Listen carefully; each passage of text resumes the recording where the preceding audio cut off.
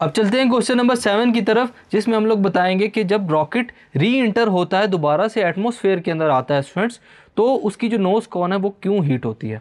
Interaction of the nose cone with dust particles and gases in air causes friction which opposes the motion of the rocket. अगर atmosphere के अंदर जैसे ही rocket inter होगा तो वहाँ पर मौजूद गैसेज और डस्ट पार्टिकल्स जो स्टूडेंट्स वो अपोजिट फोर्स लगाएंगे किसके ऊपर, रॉकेट के ऊपर। इस वजह से जो फ्रिक्शन फोर्स है स्टूडेंट्स वो क्रिएट होगी।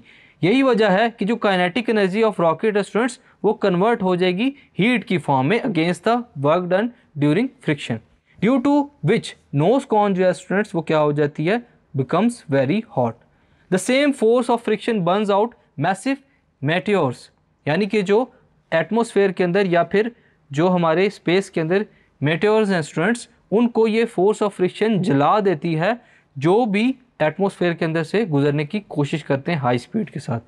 अदरवाइज अगर ये हमारे पास डस्ट पार्टिकल्स या फिर एयर गैसेस जो हैं स्टूडेंट्स ये उन मेटियोर्स को रोके नहीं तो क्या होगा स्टूडेंट्स, मैसिव डैमेज हो सकता है हमारी अर्थ को। सो इस क्वेश्चन में हम लोगों ने देखा कि जो डस्ट पार्टिकल्स हैं और एटमॉस्फेयर के अंदर मौजूद गैसेज हैं स्टूडेंट्स वो रॉकेट की नोज कॉन को हीट होने की वजह बनती हैं। Thank you.